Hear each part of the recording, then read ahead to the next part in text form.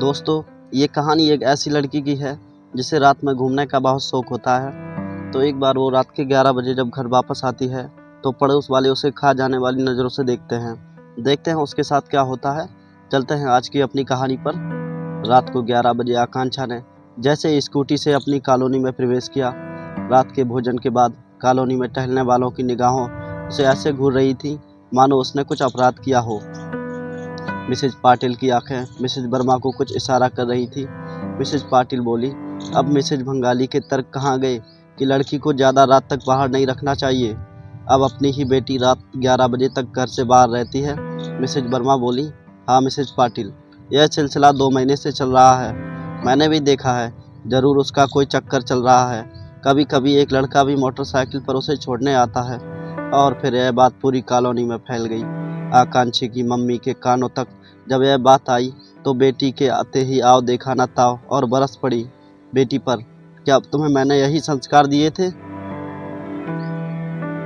तुमने तो हमारे खानदान का नाम ही डुबो कर रख दिया। अब हम कहीं मुंह दिखाने लायक नहीं रहे। ऑफिस में यही गुल खिला रही हो।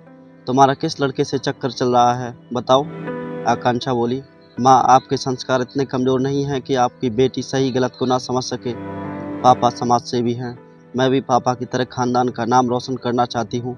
आप जानना चाहती हैं कि मैं क्या करती हूँ, कहाँ जाती हूँ, तो सुनो। माँ, मैंने 3 महीने पहले ऑफिस ज्वाइन किया है। तब से आते जाते समय मैं रोज़ रेड लाइट पर कुछ गरीब बच्चों को भीख मांगते देखती तो मन में दुखी होती थी। बड़ी बुआ का बेटा विकास जो मेरे साथ ही ऑफिस में काम करता है, उसका भी मन बच्चों की भीख मांगते देखकर द्रवित होता था। हम दोनों ने सोच यही, यदि इन बच्चों को शिक्षा मिले तो ये बच्चे भीख नहीं मांगें, बड़े होकर अपनी रोजी रोटी खुद कमाएं। फिर क्या था, विकास भैया और हमने अपने ऑफिस के बाद कुछ घंटे इन बच्चों को पढ़ाने का विचार किया। व्यक्तिगत रूप से सभी बच्चों से पूछा तो सभी बच्चे पढ़ने के लिए खुशी खुशी तैयार थे। ऑफिस के बाद हमने एक पुराने बस स्टॉप के पास बच्चों को इकट्ठा करके पढ़ाना शुरू किया। देखते ही देखते बच्चों की संख्या बढ़ने लगी है। सभी बच्चे खुश हैं, उत्साहित हैं। अब हमें बड़ी जगह की ज़रूरत है, सो सरकारी लोगों की मदद से बड़ी जगह खोज रहे हैं। बच्चों को पुस्तक, कॉपी, पेंसिल, डॉट, पट्टी की ज़रूरत होगी। उसके लिए धनराशि की व्यवस्था हम अपने घर वालों की मदद से कर लेंगे, पहले ज़मीन मिल जाए। मोटरसाइकिल से मुझे घर छोड़ने के समय कल विकास भैया कह रहे थे कि यदि घर के सभी लोग राजी होते हैं तो हम इस विषय पर निर्णय लेते हैं। तब मैंने कहा था, पहले हम कुछ कदम आगे बढ़ाते हैं, अर्थात ज़मीन निश्चित हो जाए तब घर वालों को बताएंगे। यह बात शायद कॉलोनी की 1-2 आंटी ने सुन ली होगी और एक दूसरे के रूप में लेकर आग की तरह पूरी कॉलोनी में फैला दी होगी। यह बात कान के कच्चे सभी लोगों ने मान ली और इसी अवधारणा से आपके दिल में शंका का जहर घोल दिया और आपने भी उन सब की बात मान ली।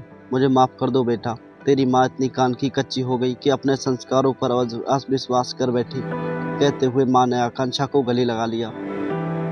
दोस्तों, कहानी पसंद आई हो तो लाइक शेयर सब्सक्राइब करना ना भूलें और हमें कमेंट में ज़रूर बताएं कि ये कहानी आपको कैसी लगी। जय श्री राम दोस्तों।